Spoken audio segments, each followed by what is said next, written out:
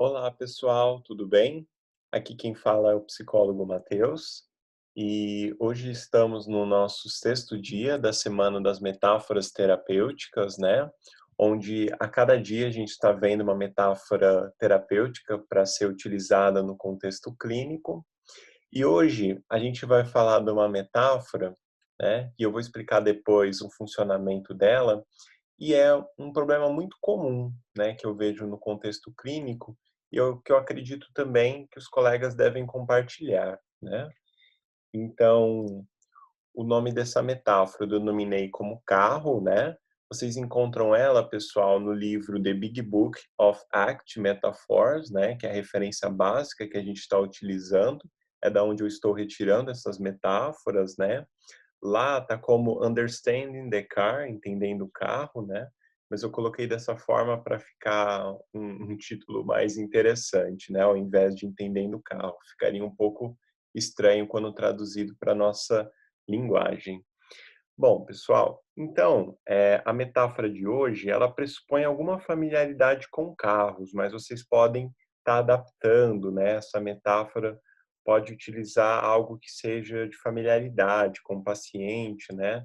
Entendendo a lógica, vocês podem estar, fazendo adaptações, né.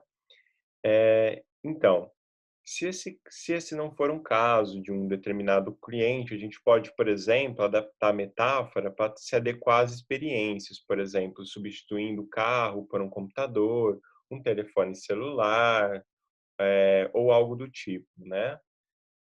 Bom, eu tenho certeza que você sabe que hoje em dia os carros são como grandes computadores móveis, né. Isso a gente não tem dúvidas, com grandes e pequenos chips que controlam tudo, desde a temperatura até o sistema de freio. Agora, carros, muitas poucas pessoas entendem como funcionam esses chips, né, que estão dentro deles. Você conhece todos os detalhes, né, referente a como funcionam os chips de um carro, né, ou os chips de um computador dentro de um carro? E aí a maioria dos pacientes dizem que não, né, a gente não, mesmo se a gente for conversar com uma pessoa que tenha um amplo domínio disso, possivelmente ela não vai conhecer detalhadamente, né, cada função ali, né, nos seus mínimos detalhes. Então, eu entendo que você veio aqui em um carro, e esse carro provavelmente tem um ou mais chips, né, de computador nele. Então, deixe-me perguntar o seguinte: após essa sessão que a gente teve, você ficará ao lado do seu carro, tentando entender como ele funciona, ou você simplesmente aceitará que funciona, entrará nele e dirigirá até a sua casa ou até o destino que você pretende chegar utilizando ele? Se seu objetivo é chegar em casa, como é que entender o carro o ajudará a chegar lá, né? E isso é muito comum, os clientes costumam rir e concordar, né, que dirigirão o carro, mesmo que não entendam como funciona, e que aprofundar sua compreensão do carro não os ajudará de forma alguma a voltar para casa. Você pode então, né, relacionar essa experiência ao desejo dele de compreender sentimentos e pensamentos, pois isso não os ajudará a se mover em direções valiosas e até mesmo pode ser uma barreira, ou seja, ficar ao lado do carro ao invés de dirigir.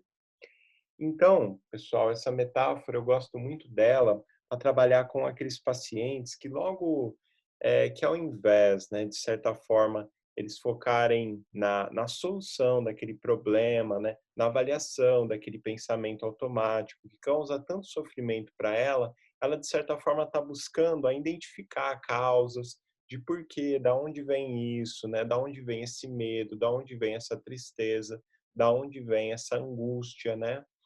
E muitas das vezes isso, quando a pessoa faz, nessa metáfora representa o ficar do lado do carro. De que forma que isso vai te conduzir aos seus objetivos, metas e ao que você quer, né, durante o processo de psicoterapia.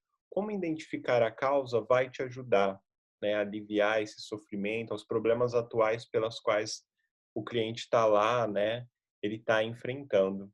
Então não é a causa que de certa forma vai curar o paciente ou vai fazê-lo sentir melhor, mas sim é trabalhando os problemas atuais, né, verificando estratégias de enfrentamento mais adaptativas, verificando soluções que são palpáveis, né, diante do problema pelo qual o paciente se queixa, né, e não revivendo o passado.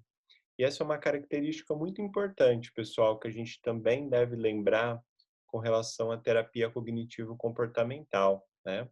O passado para nós, ele é importante para a gente identificar o histórico, né, da queixa, a questão do histórico familiar desse paciente, tudo isso é importante, né? Mas a gente não acredita que o passado ele é determinista. Ele de certa forma vai determinar o que hoje acontece com o paciente, né? Para nós estamos interessados é o presente. Porque qual motivo o paciente ele está aqui, pelo qual ele se queixa, né? O que ele deseja através do processo de psicoterapia, né?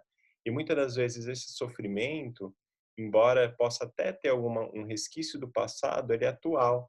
Ele tem uma questão atualmente que está trazendo sofrimento para ele, que ele deseja estar resolvendo através do processo de psicoterapia, né? Então esse é um ponto importante, pessoal, dessa metáfora. Eu gosto muito dela, eu já utilizei ela diversas vezes no contexto clínico, né, diante dessas demandas com pacientes que retornam muito ao passado, identificando causas, e tá aí mais uma ferramenta para vocês estarem utilizando. Espero que vocês tenham gostado. É isso, pessoal.